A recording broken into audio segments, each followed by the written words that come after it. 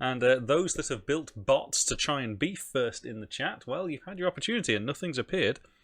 So it is quite interesting to see where we're up to with all of that.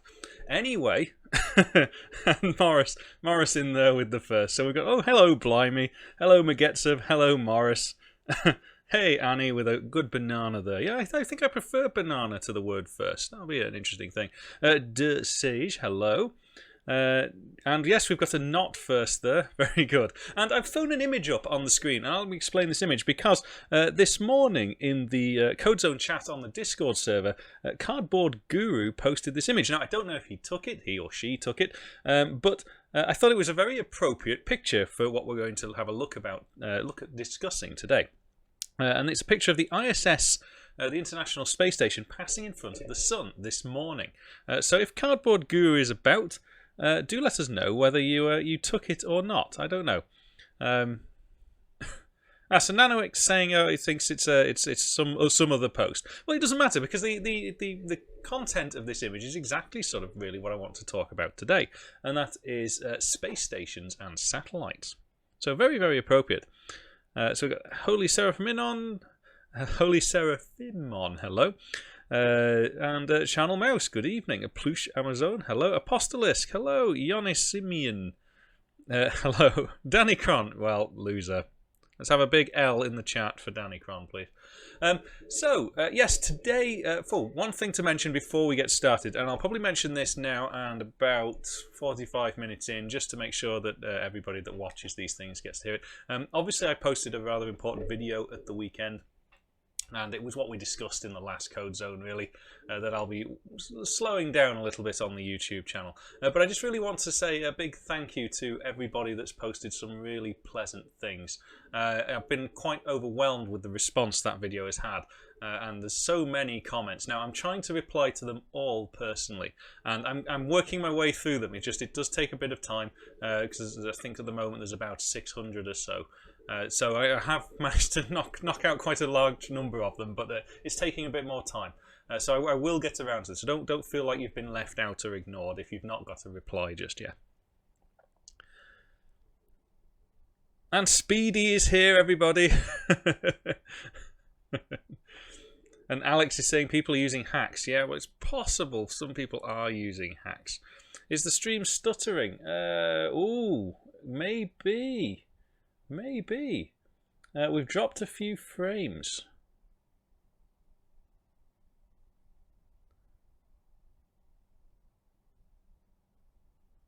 Dropped a few frames. That's not good. This is the first stream where we have dropped a few frames, isn't it? Still dropping loads of frames.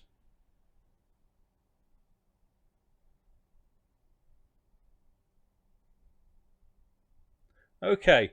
Right, what do we do about dropping frames? That's simply upload speed is not good. Sometimes I do sit really still.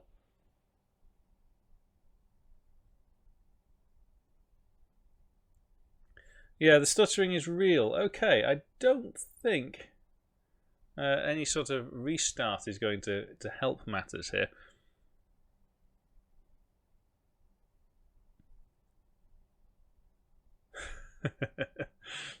Turned RTX on. Okay, right, well, I've now got a big green traffic light at my end again, so I think it's probably going to have come back to life. But we did have a patch there where we were dropping some frames, so hopefully it's come back to being normal again. I'll keep an eye on that. Do sort of ping out. Yeah, I'm not going to drop the bitrate. I think there's we've got a nasty storm starting. Round ours at the moment. I'm not going to move the camera, but it is it's very, very gloomy and wet and icy outside, which is a bit unusual today. So I wouldn't be surprised. It's the first time we've had sort of proper rain in about 6 weeks. And who else have we got here? We've got Shotgun Seat, Sauron Int. It looks like that's stabilised, although we'll keep our fingers crossed for the time being. Gareth is here. Hello, Gareth. Nice to see you again. Claw Z76, RHK 77. Oh, well, hope you two don't start falling out. Oh, hang on. Another big frame drop there.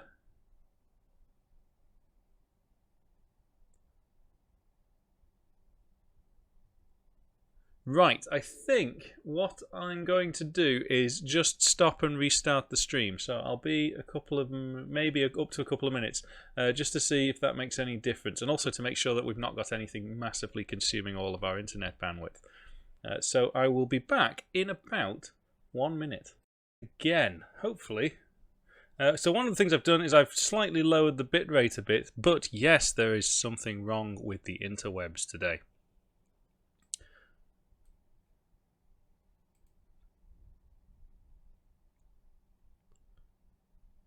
Well, there was an opportunity to do a second first there, wasn't there? And you didn't even win that one.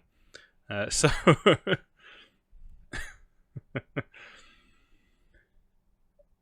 Right. I have just done a speed test, and the speed test has highlighted the problem.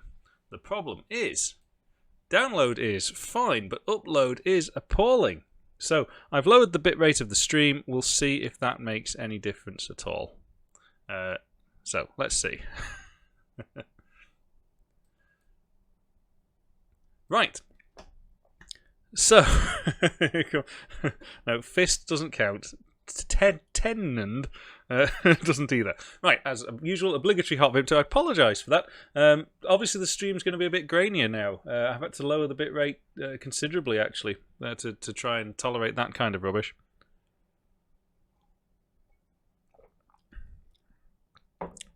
Well, I'm not going to restart my router immediately. It's time to move on, but I will keep an eye out. In the OBS software, if you don't know, you have a little like traffic light that tells you what's going on.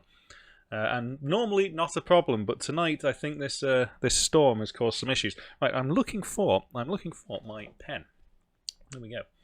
And so what I wanted to do is last week. Well, let me get rid of this nice picture. Last week we were talking about what are we going to be doing with the game.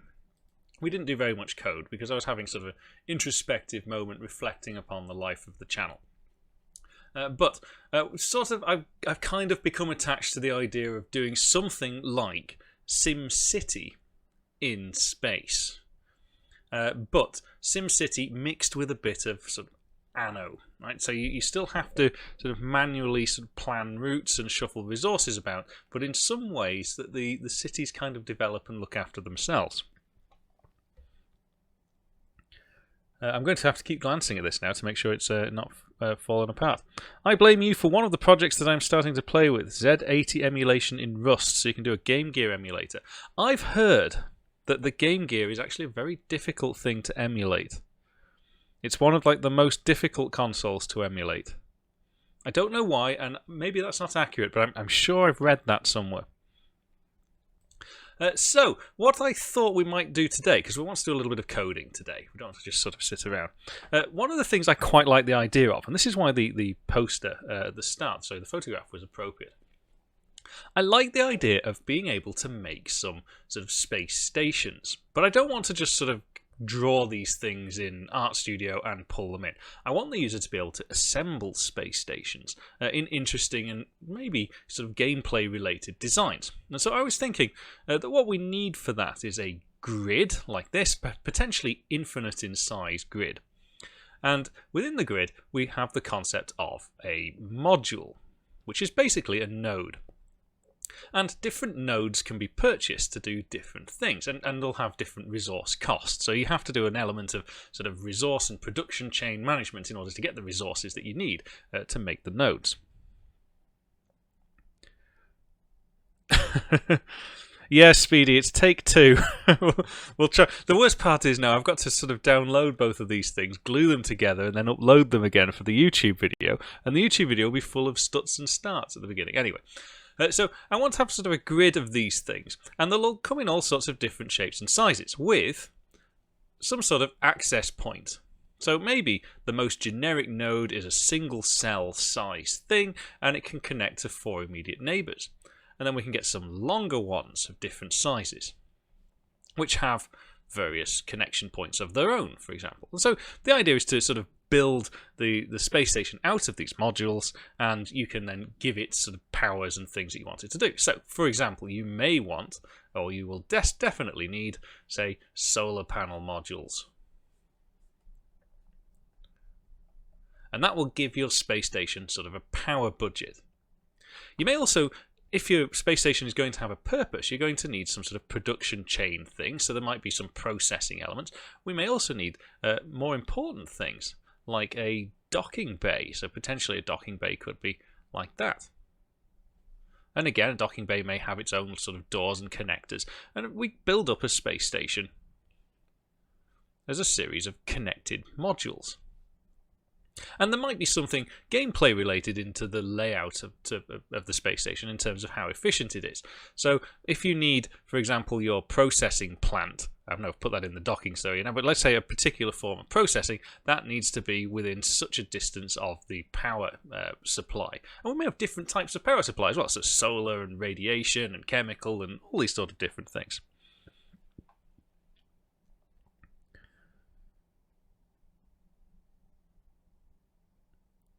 Yeah, I don't know about whether it's true, and I'd certainly look into it, the Game Gear emulation thing. I used to have a Game Gear.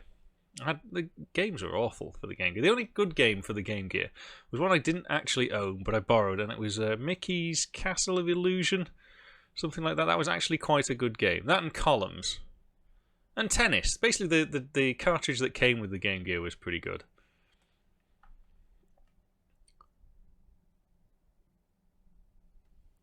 No, we're not talking. Well, I'm not talking Rust today. Done with Rust. So, I think being able to sort of custom make your own space stations. I'm just going to move my mouse out of the way with the pen there. I think is a cool thing, and it would be really nice to sort of see this floating around the planets that we've got in our solar system. But it'll also sort of give us some points where we can start to link up our giant system. So if this was our docking bay here, maybe there are 4 docking ports for craft to get to and interact with. And so that then imparts sort of a limitation on how many craft simultaneously can interact with the space station. You might have a craft coming in, and it may have to go into a holding pattern, for example, until it can dock. Once it's docked, it can unload the goods that it's transporting, and it can collect whatever it needs to transport and go on its merry way. And that sort of thing is going to be set up by the player. Serenint, oh, right, thank you. Well, not the best time to discover the channel, but I really do appreciate you joining in. That's good fun. Yeah, so I'd start with the first video. The Chaz Egg, you're late again. It's okay, we had a bit of an awkward start today because we seem to have dropped out of internets. But we'll keep on going. So, I think tonight I want to start working on some sort of system that allows us to composite this kind of structure. And it's a little bit more complicated than it looks because you start off with a basic module, and we'll have to come up with some graphics for these things as well. So maybe that's where the community can get stuck in, help me out a bit. But we'll start off with a single one. Of course, they can all be rotated. So that's something we've got to factor in. I'm not going to have them resizable, but I do kind of like the idea of having wacky shapes. I've not really sort of worked out how to form a game element out of these things yet, but I do quite like the idea of them. Because they don't have to be balanced or anything, but potentially there's some fun in the shape yielding a more efficient and effective solution. And there'll be other sort of restrictions. So if your processing plant needs workforce, for example, how do the workforce get there? Do we then have housing pods and things like that? Does everything start to get big and cumbersome? And of course, housing pods are going to require more power. So it's kind of like SimCity at a local level, but then there's also this solar system level too. So I think there's quite a few levels of detail to be thinking about here. I'm talking about the players constructing these, Nanderstein. Yeah. Hot chocolate in a cup, rainy weather, and Jazzard X9. I have a hot Vimto as usual. In fact, this is a strange hot Vimto. It's not my normal one. It's sort of bright pink. It's incredibly sweet. Hiya, YouTube. Oh, I've got 1,000 bits. Thank you very much, C. Rendy. YouTube fan here. Keep up the great work and congrats on the baby. Yes, thank you very much. It's going to certainly be a little bit well, life-changing, I'm sure. It's been interesting, all of the fathers and a couple of mothers in the comments sort of telling me that, yeah, you'll be lucky if you can do anything for the next 6 months, but we'll just have to see. So, with that in mind, I'm now beginning to get a feel for how all of this is going to come together. And there's another side to this, which I don't want to start worrying about that right now, but in the CodeZone chat on the Discord server, I mentioned a couple of days ago that I think I'd like the idea of trying to use some old-school data-oriented design principles for handling this. Because I imagine that on screen, when you've zoomed out, I actually do want to be able to have several hundred entities all sort of moving around and interacting. And I think those sort of systems are a little bit more flexible than an object-oriented approach. For the time being, I'm going to stick with object-oriented because it's easy and quick to do, to try some of these ideas out. But in the long term, I think I'm going to be changing it over to a slightly different system. We'll have to explore that. Or, well, an avatar player can control within the space station. Will there be an avatar the human can control? I don't know. Maybe. I think last week we kind of maybe ruled that out a little bit, because if you have the spacecraft move too quickly. They're too fast to do anything sensible with in a sort of top-down projection. Because you can't see what's coming up. And you have to move quickly because of the scale of the world, or else you artificially make this world sort of toy-like instead. And that's not really what I'm going for. But I quite like the idea of building these things and then worrying about keeping them alive. Would it be worth getting a profiler running and doing a video about DoD versus OO for performance? Yeah, maybe. Maybe that's a fun one to do. Surely the particle system is kind of the go-to example for demonstrating these things. I think I'd like to try and flesh it out with something a little bit deeper than a particle system. Because the particles never interact with each other. So if you actually do want these systems to work well and you want them to be a bit more interesting, you probably should have that interaction there. Now everybody sort of goes, oh, you need entity component systems, and there's because it's currently the cool new buzzword. But the reality is those sort of things they're not new. They've just been given a new fancy name. Hermes, hello. World, yes. Right, okay. Let's move on to some code then, right? Because we've not looked at the code for a while, and that is the code for the Pixel game engine. So we're not looking at that. Instead, we want the original program. Here we go. So I know it's been a couple of weeks since we actually looked at any real code, but there it is. And where did it get up to? Because we didn't change anything last week, did we? So we actually did render the sun. And did we? Oh yeah, we actually, that was it. We enabled time in the universe. There we go. And because somebody was asking about is the lighting kind of accurate or something like that along those lines. But I quite like the idea of now we know what sort of fixed scale the universe is fundamentally running at, and all of our satellites and things that we're going to build are going to be put in and around the objects in space, and some of them will be geostationary, is that the right word? And some of them will be in orbit, and I think that will play somewhat into the strategy of how goods are moved around the solar system.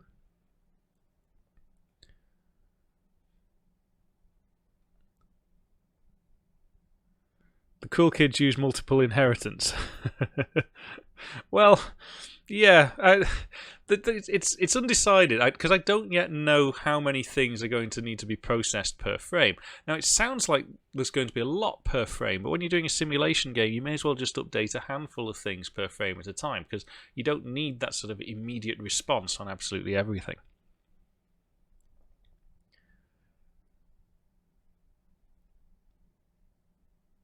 Is the baby already released? No, not yet. A few weeks off yet.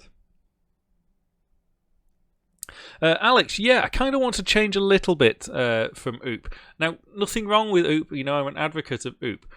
But one, it's a different way of thinking. But 2, I kind of feel that we're going to need lots of different assets in this game.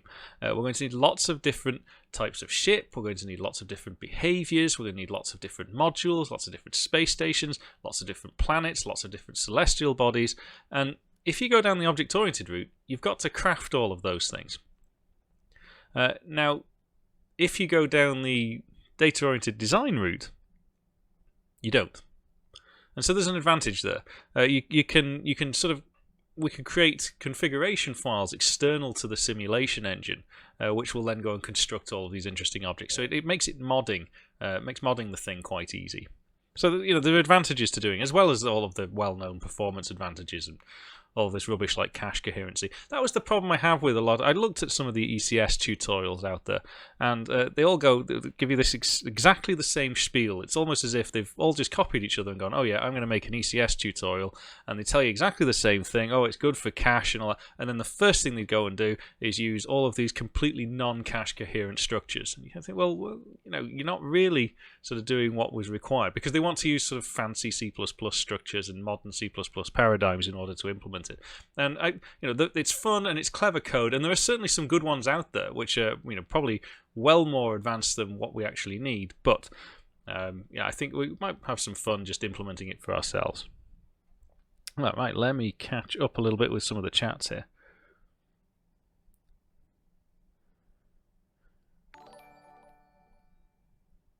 Amad Genius. There's a reason it's nicknamed the Deadly Diamond of Death. Standard Int, hello. So, yes, we wanted to do some code, didn't we? Now, we need to start thinking, how do we actually begin doing this? Because right now what we've got is code for some sort of rendering of the solar system. But where do we go about sort of creating code for a satellite? And how do we start putting it together? What kind of data structure do we think is best to represent this sort of information? It's easy to think, well, what if we did everything as a gigantic 2D, bumped into my mouse there, into a gigantic 2D grid? So we could have something along here. You can't see the X, let me just draw that there. So we could have something along there, and we could have Y down here. But is that sensible? Because I don't know what dimensions to make this grid. I could just make it huge, but it's mostly going to be sparsely populated. So I think I quite like the idea of having a data structure, which is effectively, I guess, a bit like a tree, which can branch out. And the nodes on these branches depend on sort of the number of exits and things. And these nodes are also going to need some spatial positioning information too, because let's say we've got a path going through this one like that, but it's also got to go out here and go out here. So I don't think I want the path. What I actually want is something that represents a single module. Now that could be a 2D array, a bit like the Tetris pieces, and within that 2D array we specify a particular exit point. So maybe that's where we'll start today. So specifying the simple simple module structure, and specifying where the exits are, and then looking to see if we can link a couple together only with where the exits should join up. I think, yeah, something like that. Can OLC render planets yet?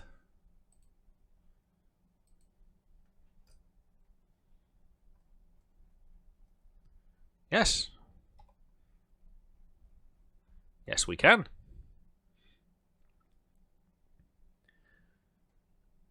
If you go for an edge graph, okay, yeah, we just have another little stutter there. It seems to have come back. If we go for an edge graph, you could allow modules to connect in a cyclic manner. Yeah, is that a good thing? You have to deal with the loops. These are two-dimensional planets. Everything's 2D.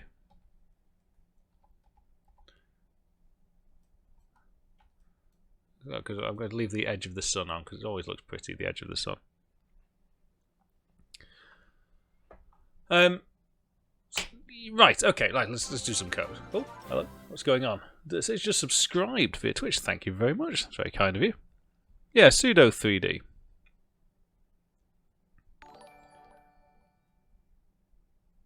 Drooled over the 3D teaser. Yeah, it's a nice little demo, that one. It can render a lot of cubes, that's all I'm going to say. Right, so let's. We need some data structures. We need some stuff to keep us going here. Let's add a new class. Why not? Let's start there. So a new class, and this is going to be a space station, which is going to inherit from celestial body, I suppose, fundamentally. So maybe actually before. No, let's do all the space station stuff together. Let's keep it in one place. So C space station. Maybe I'll inherit from celestial body a little later. Let's flesh out what we're actually going to be doing with this space station to begin with.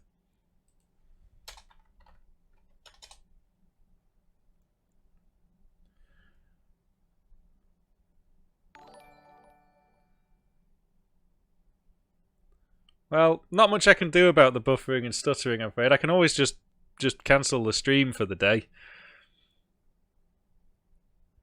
Is that preferable? Watching synthesizer video series, YouTube multiple times, it gave me the inspiration to make your own. Oh, that's cool. So, if you've created something cool like a synthesizer, get on the Discord and start showing it to people. It's me, League. Congrats on the baby. Thank you very much. That's very kind of you. I'm slowly trying to work my way through all of the comments on that YouTube video. It's just there's a few of them, but I am going to reply to them all.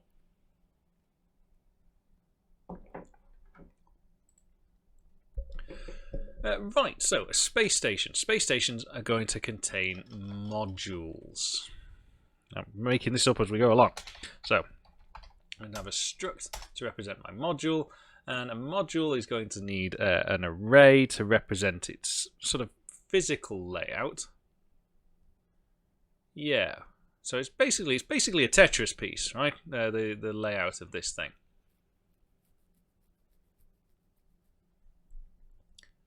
In that case, okay, we'll actually turn this back into a class, I think. Class S module.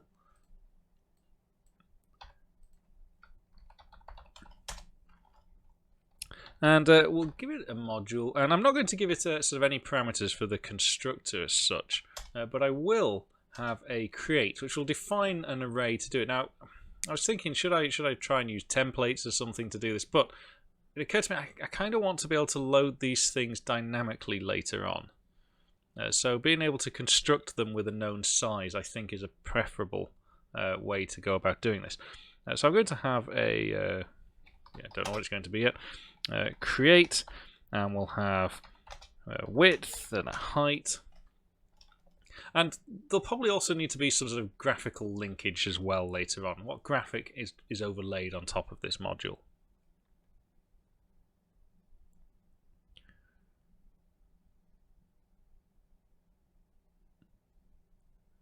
Why are you using class one time and the other time struct? Yeah, it's kind of because whenever I use structs, I tend to think, well, this is going to be some sort of simplistic data structure. And it turned out straight away I was thinking, actually, it's not going to be. So that's why I jumped over it. Apparently, there is a level 2 hype train happening. I have no idea what that means. But there's now numbers in front of the text that I'm trying to read. But thank you, Morris. Christoph, hello. Yes, you finally managed to get one. You can't watch right now, but it's okay. Apparently it's stuttering all over the place and it's no good to anybody, according to Alex. We should all just shut it down and close down the internet and go home. So, right, let's store this sort of information. And I'll just use a simple vector internally to store what we're doing here. Yeah, we've got a bit of buffering tonight. I think it's just due to the very, very bad weather we've got going on in the UK at the moment. Right, so let's have a standard vector of don't know. So we need to think, it's basically just, I don't want to use vector of booleans, but ultimately, does a part of the spaceship exist? So let me just flesh this out with some comments, so I've got sort of what my idea is going to be.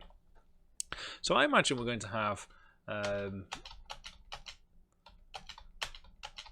something like that. 2, 3, 4, 5, 6, 7, 8. Something like that. And what we want, this is a particularly large one as well, so it'll actually be much smaller. And some of these will be...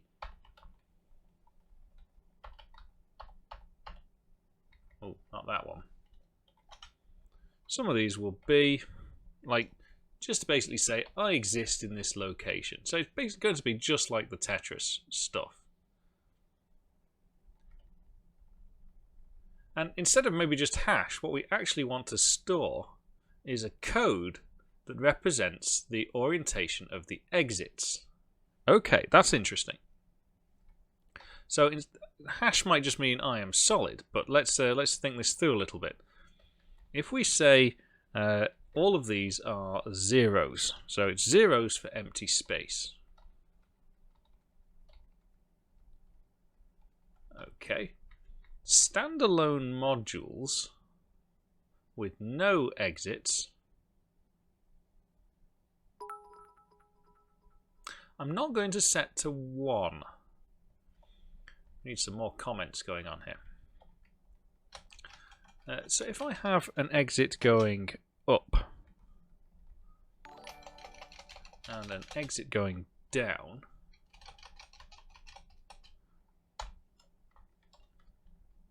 an exit going that way, and an exit going that way. Oh. Christoph, thank you very much. It's very kind of you. And some more bits as well. Sorry if I missed the pings and bloops because I'm too old to understand what a lot of these things mean. Thank you very much. That's very kind of you. Yes, all subscriptions are appreciated. So what I'm thinking of doing is some binary arithmetic. That's where I'm going with this. If we choose that north is always going to be 1, and then this one is going to be 2, then this one is going to be 3, then this one is going to be 4. Like that. Is that good? Is that a good way to do it? Maybe. Subscription from C Ren. Thank you very much. Much appreciated. If we're going to go down that route, then if there are no exits, I kind of want that to be 0, right? If there's no exits. And then what do I use for empty space? You know what? I'm going to use -1s for empty space, I think. I've just got a feeling that's going to help us out in the long run, sort of that configuration of things.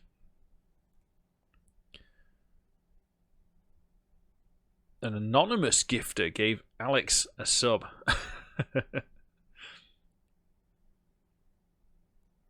Maybe have it be 1, 2, 4, and 8. And then the cell is represented by them ANDed together. 1, 2, 4, and 8. So individual bits. Like this. 1, 2, 4, and 8. Just trying to think. See, one of the advantages before is you only had to add 2 to go to the opposite side. Is that useful to us? But I guess now if we wanted to rotate the shape, and we will, we could effectively just rotate the bit word. Depends how we go about doing that. I don't know yet. Not thought that far ahead. Desage, 1,000 bits. Thank you very much. Very kind of you. Lots of activity going on tonight. Much appreciated. Thank you.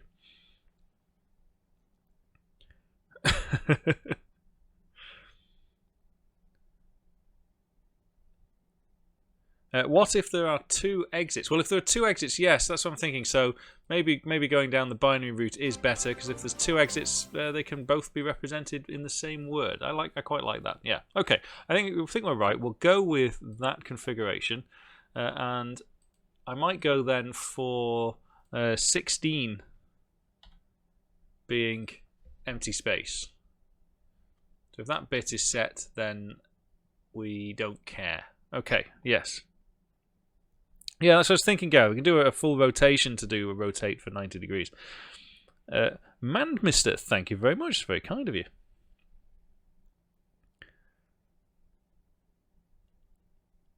Discriminated union and strict compiler is what sealed the deal for me. I have no idea what that is. Just be consistent and who cares about the rest? Well, that's just my sort of motto. Except for the consistent bit, and I do tend to care.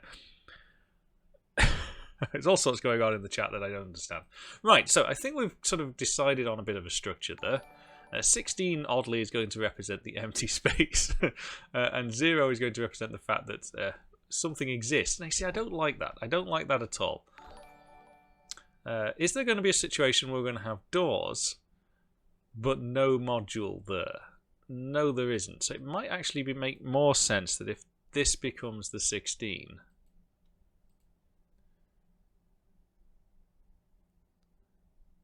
and then we can stick with the 0 for empty space. I mean, it could be that anything non-zero, right? Yeah, okay, that's the way to look at it. So anything that's not 0 is actually going to be part of the space station module.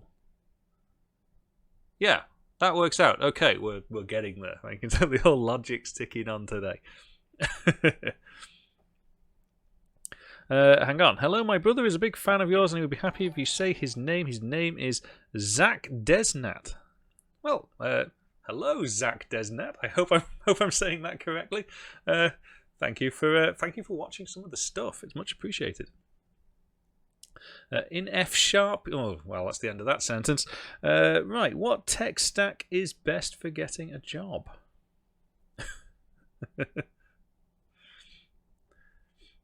That's a troll name, is it?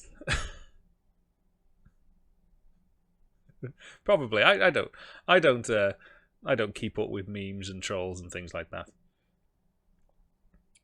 I'm done learning any new languages. I think that's where I'm stopping.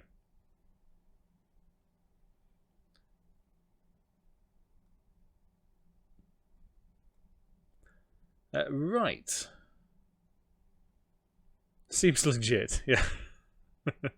Okay, so I think that's what we're going to do. If it's non-zero, then something exists. That's nice, because it's got to exist anyway in order to have exits. But what if it exists and it doesn't have an exit? We've not considered that situation. That's the problem. Yeah, that kind of has to be. Kind of has to be 16 then. It could be non-zero or 16. 16 explicitly means it's got to have something there. Yeah, okay.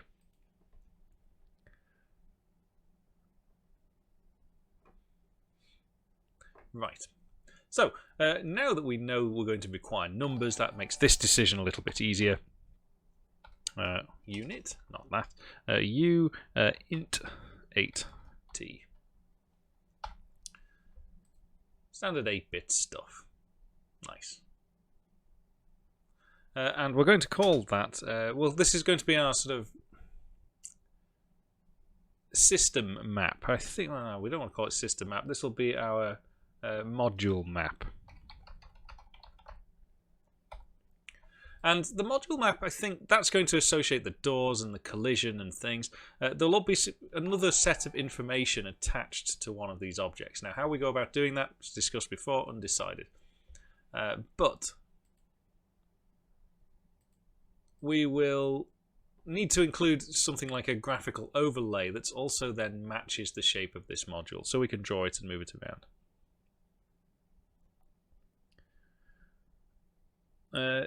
Javid, you mentioned doors with nothing behind it, but this is space stations, docking airlocks.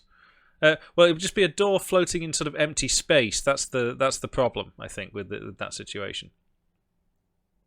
Highlight my... I don't know what highlight my message is, but your message turned up purple. You received a level 4 hype train emote. It says share, okay? No idea what's going on. It's part of channel points. Oh, Could do with the channel pint right about now. Anyway, I shared something, but I'm... Oh, it says, great work. Emotes are being delivered to supporters. I don't even think I have any emotes, do I? You're not alone with being clueless on Twitch. It's strange that all this sort of stuff happens. When I first started using Twitch, there was nothing like this, and now they've made all of this. They've gamified being a Twitch streamer, which is a bit strange. So at the end of each stream, it basically gives me all of these progress bars that expand and say I've achieved this and done that. It makes me more eligible for stuff that I don't fully understand. Right, so we're going to create our module here. We're going to need to store it in a map. And just like the Tetris thing, I know that we're going to need to be able to access this map from all sorts of different orientations. So I think that's quite an important thing to include. So we'll have uint8t get cell, and we'll have that from a particular location. Yeah. But we also then we need this rotation as well, like we do, just exactly the same as we did in Tetris. So we're going to get the cell. That's going to give us the particular position and things that are there. Rotation is going to be stored later on. So this is really just a description of what that module is. So we'll have something else along the lines of the graphic used to represent it. Now maybe we do need to include the old pixel game engine here. In loose, that's no good. Include OLC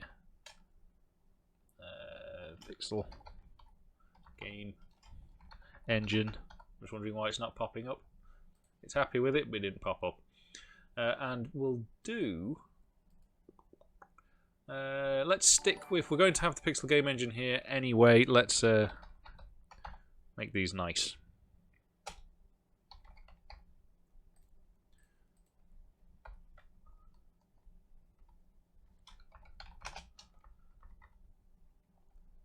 And we'll do the same for here.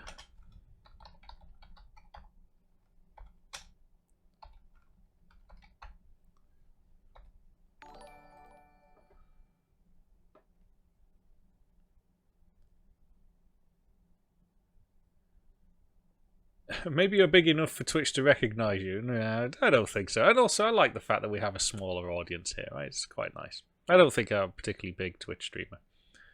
Does anybody know why the number types are postfixed with T? Well, it means type.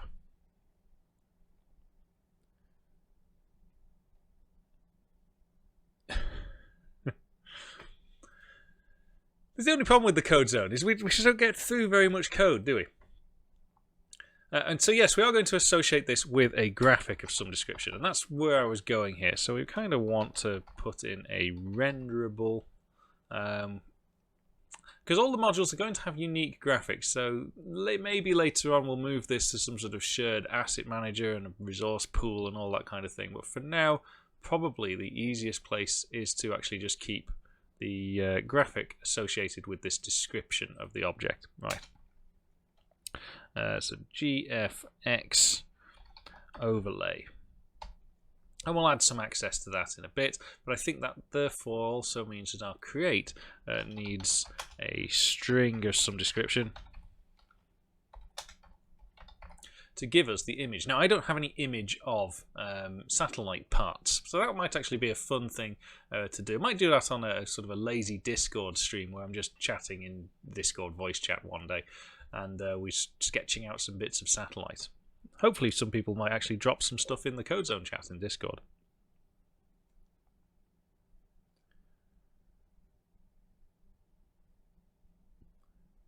Late to the party, Saucy. That's okay. Community donation of parts. Well, I'm hoping that it might be reasonably moddable. Ultimately, the long-term plan in my head is that all of these sort of descriptions of things are externalized. We're sort of getting to the point where we're defining a bit of an interface for what it means. Because I think in order to get a simulation game to play well, they need to be tweakable. And I'll add some tweaking with the GUI extension stuff later. because the GUI extension's almost finished, and I want to sort of use this as a way of testing the GUI extension, because I think it's going to be we're going to have stats and buttons and checkboxes and menus and all sorts in a game like this, so we need the GUI to do it.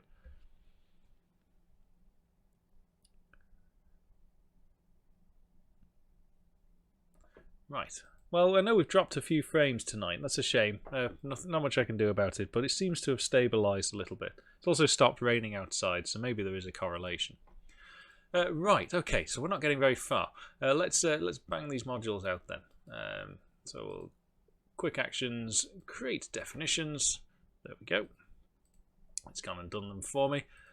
Right. So we want to allocate the module map. Module map dot resize, and we're going to do vsize dot y times vsize dot x.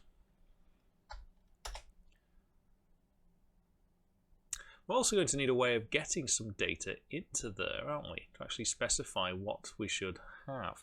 Maybe do something along the lines of the get cell function. We can actually set a cell. There's probably a variety of it. I wouldn't mind having a nice sort of string way of representing what a map should look like. Now, these are all sort of finer details I can flesh out in my own time. But we do need to store that size, or else I'm never going to be able to access the stuff from the map. Okay.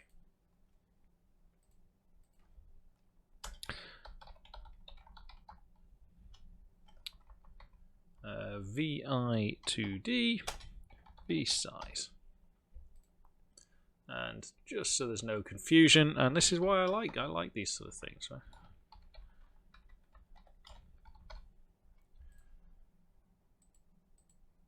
Space station.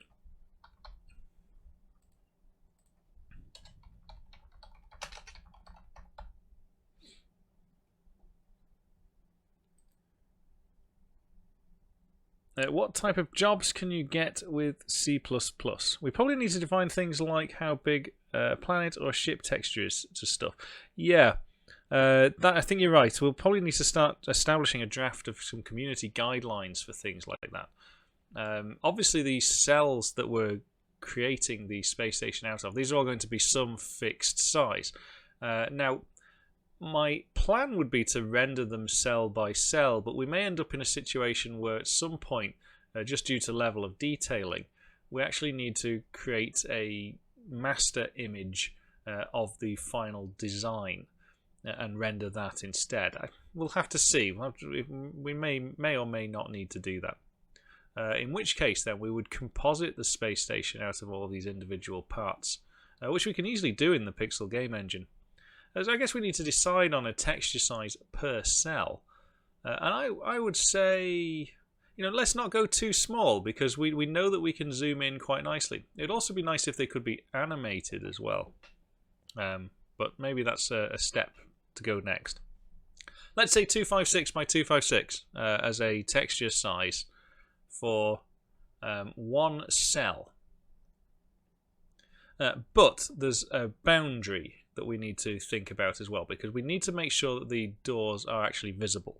So let's just pull up here, file, new, and so if I'm creating a single cell module, 256 by 256 pixels, create. Yeah, that's what I'm thinking. So I'm just going to sort of specify what a boundary really means now, and we'll do this, and I'll put this template into the chat. Grid and axis manager presets, pixel art.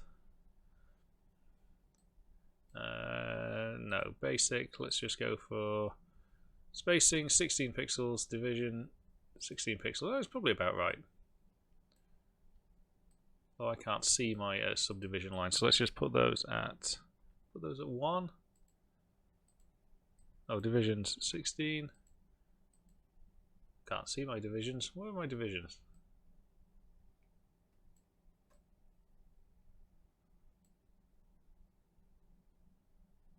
Just can't see them. 2.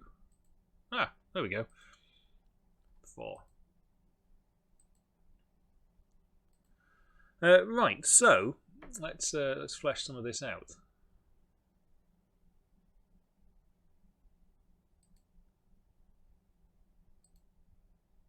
That's the shape I'm after, and that will clamp to a grid. So the primary module shape is going to be 224 by 224.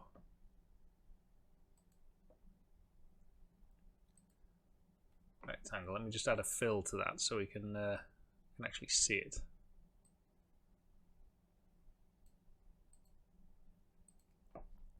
So that's going to be the actual module shape,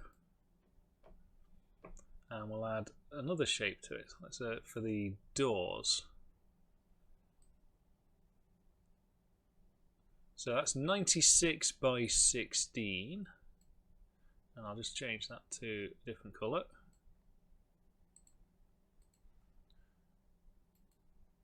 And we'll duplicate.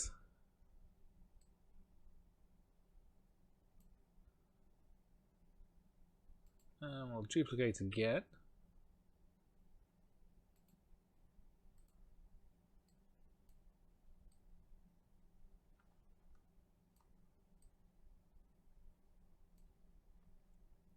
And one last time.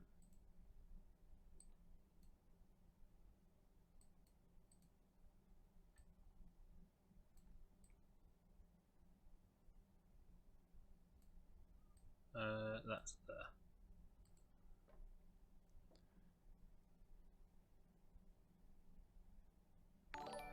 Right, so I think that's a nice little template for the space station model. Now there's 16 by 16 cells here, but each one of those cells is also 16 by 16 pixels. So it's 256 by 256 in total, this image.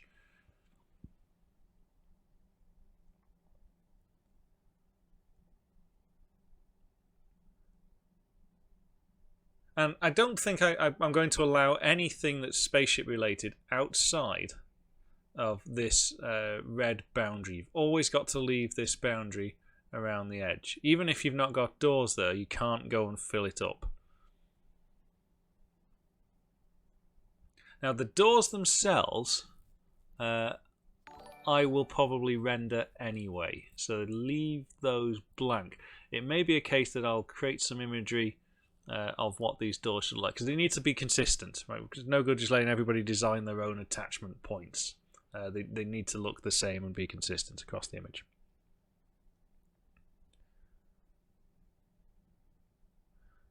I guess one of these sides should always be towards the parent if the modules are arranged in a tree. Well, depends. Basically, you'll only be able to connect to something that already exists with a connection point. How we go about structuring that from a data perspective, undecided yet. We've not got that far.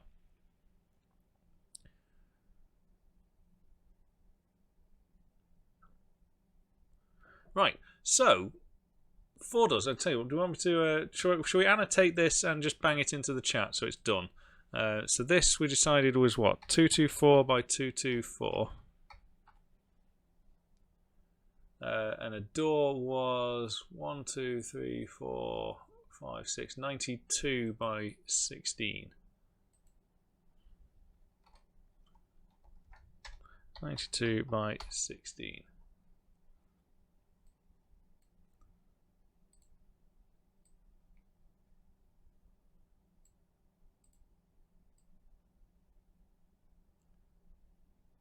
That's you. And overall, that's 256 by 256 overall.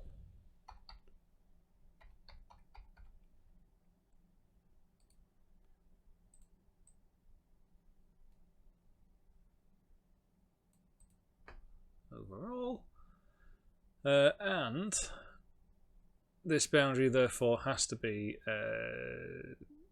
16 pixels.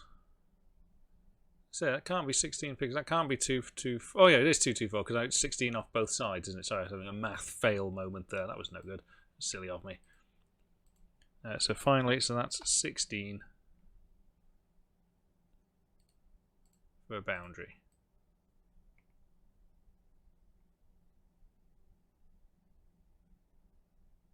And And that'll make all of the Minecraft people happy, because 16 by 16 is what they work with, isn't it? Is that right? Or is it 8 by 8? Don't know. Don't care.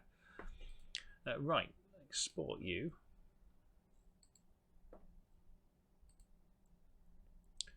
Export. E-drive. Space thing, space thing, space thing. Assets. There we go. Satellite module template.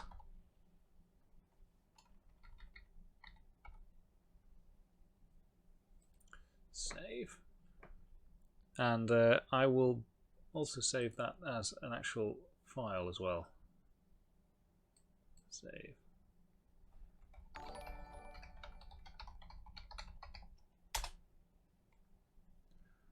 Right, so I'll just bang that in the Discord chat.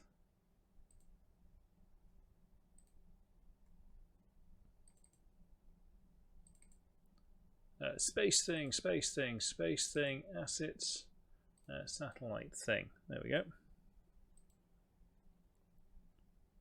Right, so there we go. We've got a template image. It's not enough space things nested together here. Right, good. So we've established that. We've actually made a decision as a community there. Look at that. I think that's probably one of the first. So that's going to load up an image that probably, I imagine, 3 people might actually make some imagery, but hopefully maybe a few more. We also need to sort of decide on what the modules are and what they do. So if you do go and create some modules, create them fairly generically to begin with. Maybe even just simply placeholder images of the modules of different shapes and sizes. It doesn't have to even be fleshed out with proper detail. Maybe later on we can find some artists and we get some volunteers or something to put some proper graphics together for us. Actually render some stuff. Right.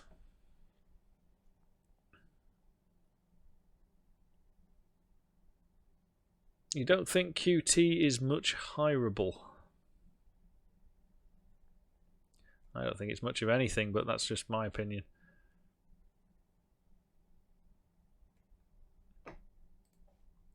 Right, so get sell. Now, we want to finish this bit off, I think, before we end the stream. And I'm going to, rather brazenly, just steal my rotation code from the Tetris video. But something's just popped into my head that's meaning that's actually not as trivial as it should be. And the reason it's not as trivial is the Tetris code assumed that the modules were always square. But here we're allowing for rectangular ones. Where was it? Videos.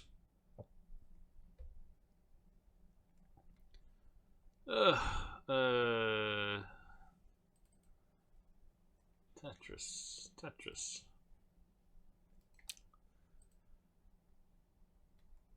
See, I had this nice little rotation routine. Now it's okay, we can change the width, but it assumes fundamentally that the shape is square. But it isn't. Which means some of those things need to be adjusted. That's interesting.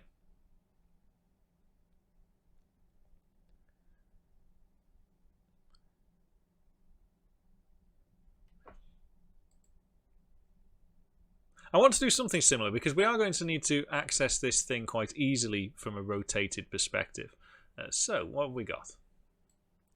Let's just pull in this rotate function straight away. Get cell.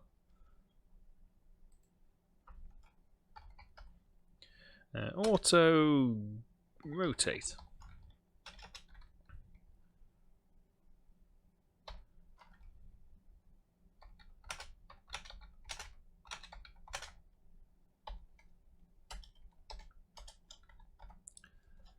Now in the Tetris video, I kind of broke it out as a switch block. Now this was before I did this before sort of C++17 was established in Visual Studio. So I don't think were Lambda functions. Were Lambda functions a thing in 17 or was that 14? Can't remember.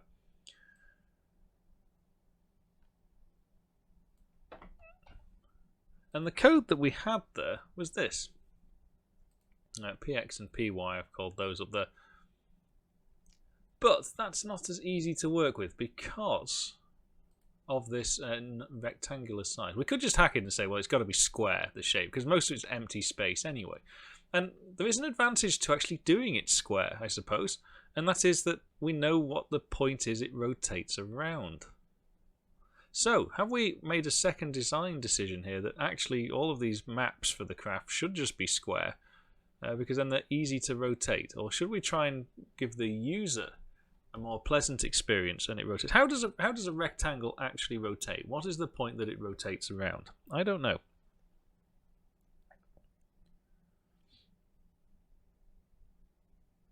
C++ 14. Yeah. I'm always about 10 years behind.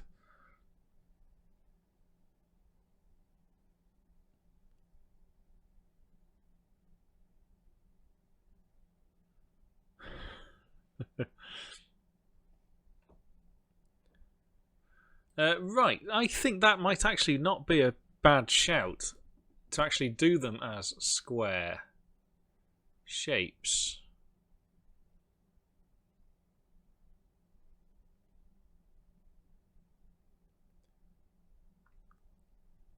Then where is the origin? Is it going to be the middle, or is it always going to be sort of a top left?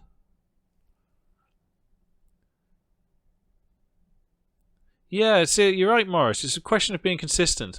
Go Gruffler. Hello. It's okay. We've not got much longer left, but I'm going to keep going for a few minutes yet. Top left corner, lower left corner. Well, naturally we go for top left with it being programming, but yes, I like the idea of it just sort of being rectangular and not having loads of sort of superfluous data hanging off it. Even though I know it's trivial overhead data, I just think that one way of defining the shapes. Well, we've got to think how we actually go about defining the shapes. Yes, we haven't done that. So if I change that to a P and a P, and you know what? I'm going to set that to a PR. I don't need to, do I? Can I just? Yeah,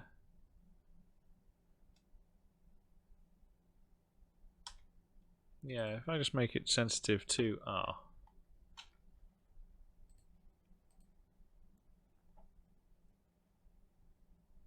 I guess in theory I might not even need the Lambda function here, but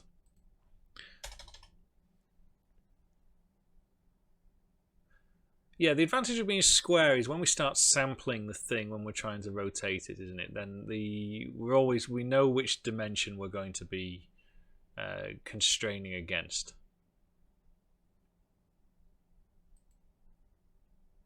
Okay, well, given that these things are typically going to be 2 by 2 and 3 by 3, that's how I'm going to do it. Const u int t n size.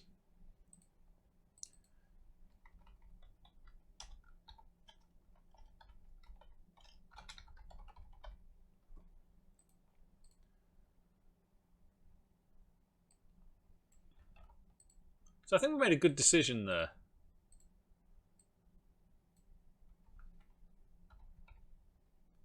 It's interesting, well, you into 8. It's interesting when you start sort of fleshing these things out, how much you think, actually, you've got to plan, right? You've got to do these things in advance. You've got to think about what your solution is actually going to involve. And it's these sort of early stages that we've got these critical little decisions to make. They're easy to change later on if you get it wrong, but actually the knock-on effect of making your code easy to work with, I think, is an important thing we shouldn't be overlooking. Now, we could go and make this sort of very fancy and more sophisticated than it needs to be, but then we won't get anywhere with it. We won't get anything finished.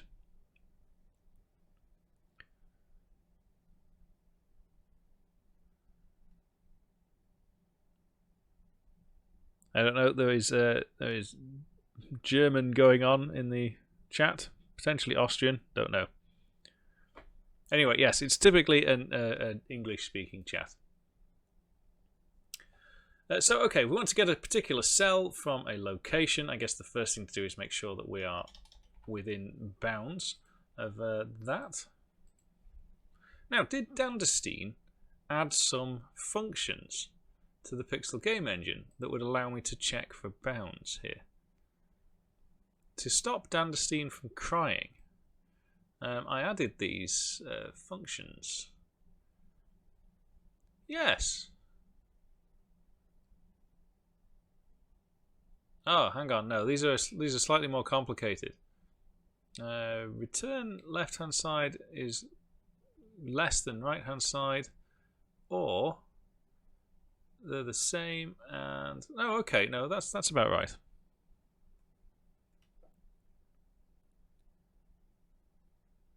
Sorry, Captain Keen, we don't have bots here. That would assume I know what I'm doing. Typically, one of the moderators would just post a link.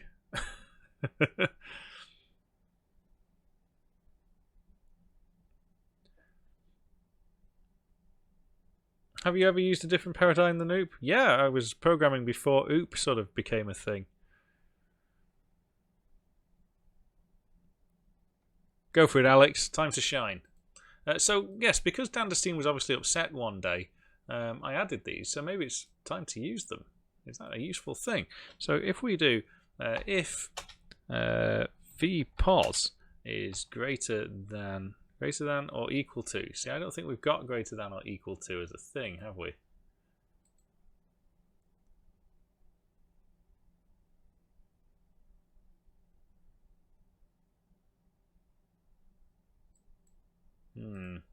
Not so sure. But in theory, we can do that, right? Which gives us make sure that this, as long as the sizes are positive, that they're going to be legit, right?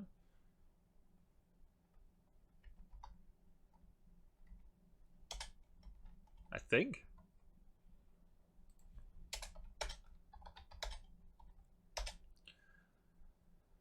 And what are we going to return if the cell is invalid? Well, I'm just going to return 0 in any situation because we determined that 0 was just empty space. So if we do end up reading sort of really wacky out of bounds stuff, that's fine.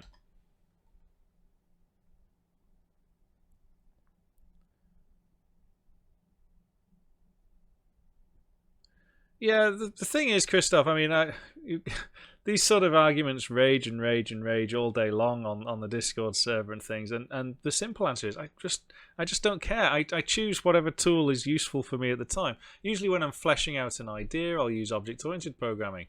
If I'm doing something that isn't particularly complex, then maybe I'll use something like data-oriented design. It's just choose whatever's useful in that scenario. I'm not particularly allied either way. No, it's not like I think functional programming is better than procedural programming, is better than object-oriented programming. I just don't care enough, to be honest.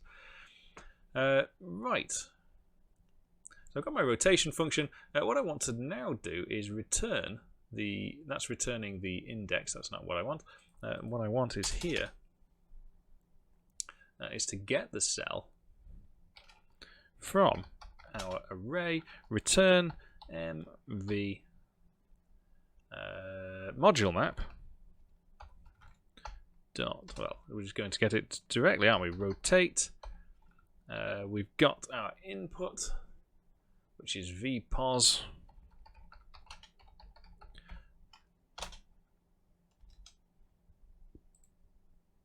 The rotate lambda is actually completely unnecessary, so I'll remove that off stream, but we'll leave that there. Now we've got some magic numbers in here. These are in fact just the size in one of the axes. Now it's square. That's a much easier thing to worry about. So I can just simply pick one of the sizes here. So where it's a 4, why have we got the thing? Oh yeah, because I've not included that. Oh, should we just get rid of this lambda because it's just not necessary?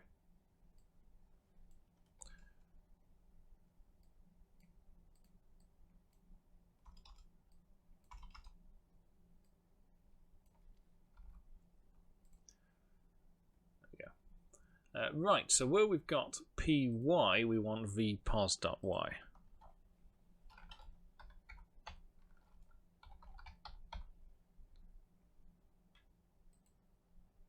Okay, where we've got px, we want vpos.x.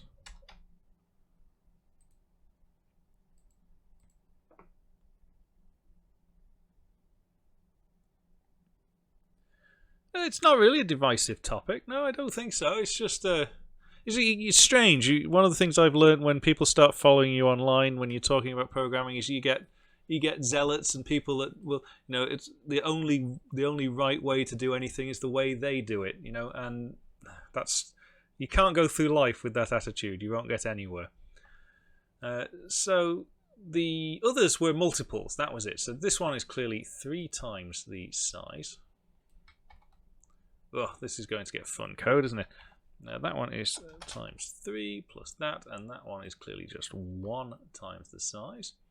This one is 4 times the size minus 1. Minus 1. And that one is the size. And this one is the size minus 1 times the size.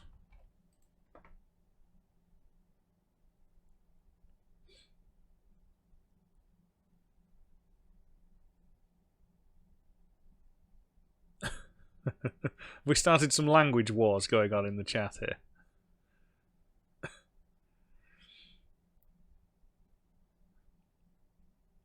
Treat objects as mostly a self-contained entity with no other dependencies on other objects. How much longer will I be on? Probably not much longer, to be honest. Actually, yeah, we have overrun, haven't we? I just wanted to make sure we finished at least one function today, because I'm fed up of sort of getting through these things and we end up writing absolutely no code. And, even though today we've basically just accessed a 2D array, I call that progress. We did draw a template for people to start creating modules, and it'd be nice to have the modules because I can be a little bit more flexible. But there's an added bonus this week. So I will say this. Whilst there's a load of people in the chat, I will say the first thing. I said this at the start and there was then a problem with the stream. I've obviously put a video out recently on YouTube which has explained a change in circumstances for me. And I think that's all very clear. But I just want to say a big thank you to all of those that have commented with really nice comments and things. I'm trying to work through them all. I'm promising I'm going to give you a personal reply on every single one of them. Just there's a lot more than I anticipated when I made that promise to myself. So thank you very much. Incredibly humbling. And also Mrs. Jared X9 has been reading them all as well. And she's very grateful. So I just wanted to say thank you for that. The other thing I wanted to say was, yes, when is your next stream planned for? Well, I was thinking possibly 8 o'clock on Friday. So, yeah, we'll do this. We'll carry on with this on Friday. Now, it's not the case that I'm going to only code on these streams. I will be going and fleshing out some of these details behind the scenes. And as the project matures a little bit, that's going to be necessary because we get to some really boring stuff. And, stuff like this is probably really stuff I should be doing off stream. It's just I wanted to discuss it. Also wanted to get a little bit of momentum going into the CodeZone too. 8 o'clock is GMT, so approximately an hour and 15 minutes ago. How is the kids' chamber going on? she's doing very fine. The cloning chamber is very happy. Thank you very much. So Friday, no games, but Javid on screen, and hopefully I can develop my own stuff. Well, no games. You can put some games on if you want. And the nice thing about having the stream on Fridays, that's then when we usually go and have a chat on the Discord server in the voice chats and things. So, well, we're in GMT +1 or something, aren't we? Thank you, Sputnik. And thank you, MSI Taz, for a subscription there. Much appreciated. Right, I have come to sort of the end of my time here. It's a shame we didn't get much further than that because there's bugs and all sorts with this which we'll have to discuss. But I think by Friday, one of the things I'll have ready is some very basic sort of implementation of this, and hopefully we'll have a couple of graphics to play with by then as well. And that's quite an important thing. Just working with coloured rectangles isn't very good for streams, so I'll have to go away and create some of the graphics if the community don't beat me to it. Where is my OBS window? There it is. Right, so in that case, I apologise for some of the stream dropouts. We've had a good run today. I'll have to go and glue these together, so it won't be uploaded tomorrow. Thank you, everybody, for joining in. Thank you for all the subscriptions. Thank you for all of the well wishes recently. Much appreciated. And thank you for all of the bits. And I'll see you all on the Discord. Take care, everybody.